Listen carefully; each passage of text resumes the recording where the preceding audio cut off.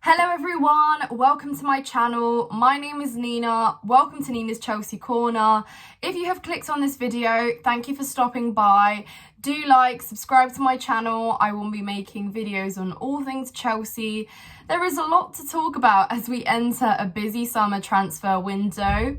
You know, I thought we'd get a little bit of a break, but no, that's not true. Fabrizio Romano is firing out information left, right and centre, and we are here for it. Whether you're a Chelsea fan or a football fan in general, then I am sure that you are keeping busy reading everything that is circulating on Twitter, on social media, because there is a lot going on. So, like I said, it's barely been a week and a half since we watched our last Premier League game of the season. But there has been so much news on players leaving that it's just almost too much to keep up with. So I'm sure that you are enjoying it. I am sure that you are. But today I'm making this video with a little bit less joy because we are saying goodbye to N'Golo Kante, truly phenomenal midfielder, Chelsea legend, forever will be. And it's safe to say that Kante has given it his absolutely everything for Chelsea. He has embodied everything that Chelsea has meant. He has been a fantastic representative of the club. You know, he's not been the most vocal on the pitch or off the pitch, but his presence, my goodness, is it felt, not only by us, by fans, by teams, by other coaches, by opposing teams. Kante is a well-respected player for a reason. So him going off to Saudi Arabia, you can't really fault him for it. You can't really blame him for it. He is being offered 100 million a season. It is well deserved. So fair play to him. I would have loved him to stay. I mean, as a selfish Chelsea fan, I could not. I literally will miss him so incredibly much. But I also at the same time feel so privileged to have been able to have watched him play at Chelsea. You know, future kids will look back and see these moments, but I feel truly privileged that I got to see him in the flesh, on the pitch, doing absolutely wonders for us, season in, season out. Of course, unfortunately, he was very injury prone. He was obviously out for 7 months in this terrible season, the worst Chelsea season I have ever watched. Kante wasn't even there. And, you know, I truly believe that things would have been much brighter, a lot better for us had Kante been there, because we saw that even when he came back from injury, he was arguably our best player any day of the week. And it's not the first season that he has done that. Managers have rushed him back in. That just goes to show how integral and crucial Kante is for Chelsea. We have rushed him back from injuries because we have just so desperately needed him there. He is such an impact. He is just such a crucial part of our puzzle. And I cannot say enough good words on Kante. But, you know, like I said, players have always divided opinion in fan bases. Kante is that one player that you just can't hate. He is honestly amazing. And yeah, so like I said, we say goodbye to him. I would have loved for him to stay at Chelsea. I mean, it's always going to be a massive what if with a fully fit Kante and an amazing fully fit Enzo Fernandez. What that midfield could have been. I wish I could have seen it more. I think we saw it in a couple games, but unfortunately, this is just how the season went for us, and now we get to say goodbye. We didn't actually get to say goodbye, so that's another thing, isn't it? On the last day, I was there at Newcastle. We said goodbye to a few players, but then there was others quiet, like Mason Mount. Wasn't really sure if we were saying bye to Kovacic either. But now it looks like we haven't really said goodbye to anyone that's leaving. And Kante is our proper Chelsea. He deserves the greatest, most legendary goodbye at Stamford Bridge possible.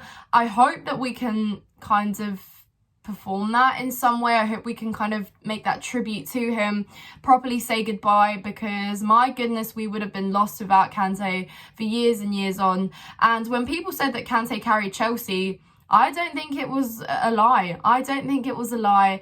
Kante was there for us when things were dull, things didn't look good on the pitch. You know, that partnership with Jorginho during our Champions League campaign as well was absolutely extraordinary. Kante in the UCL final as well. I mean, I think even Pep just stepped back and said, I mean, he's all over the pitch. He is absolutely everywhere.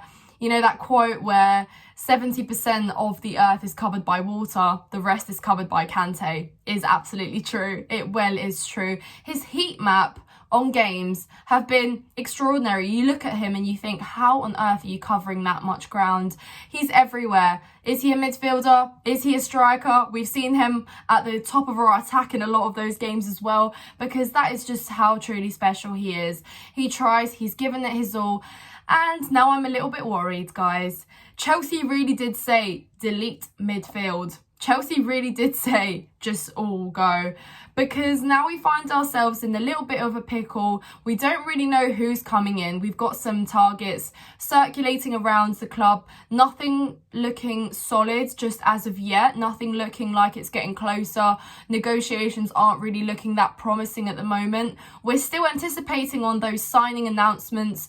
Obviously, midfield is going to be the first topmost priority now. That's what it's looking like. So we are yet to see it. Seems like Liverpool were able to do it. You know, they signed McAllister. We are just still quiet, and I wonder why. So I hope that something is cooking. I hope it's all for the greater good, because, I mean, with Kante's departure now as well, obviously Mount isn't quite certain. Loftus-Cheek is going. Kovacic, uncertainty there. It's been quite quiet recently. Don't really know what's happening there. So with a lot of departure, it's going to be inevitable that we need to also make some additions into the midfield as well. But guys, I am a little bit worried, because I understand that we need to renovate, we need to revamp the midfield, but we also still need experience in there. And that is crucial, especially when you're bringing in such young signings, players that are yet to prosper and to improve and to play and to get better. They need to be playing alongside senior players, which, you know, have won trophies, have played at the best level, have played against the best, to be able to teach them, to be able to integrate them a lot smoother, a lot better. So I worry that we're not going to have much experience. Of course, with experience leaving, you need experience brought back in there as well. Obviously, we are looking to make this long-term project one which includes youngsters and young talent. That's why we signed a lot of young players. But equally, we need some experience in there as well. So I'm eager to find out how we approach that as well, because it's crucial in my opinion. And yeah, I mean, it's exciting, but at the same time, I'm a little bit worried. But maybe it's also a good thing that we know exactly who's departing, so that we know exactly who we need to bring in. So perhaps if you look at it on that side, guys, it makes a little bit more sense. At least that's what I think and what I want to believe. Otherwise, I am a little bit more worried. Todd Boehly seems to be off on an adventure. God knows what he is up to, but I hope to hear some promising news soon.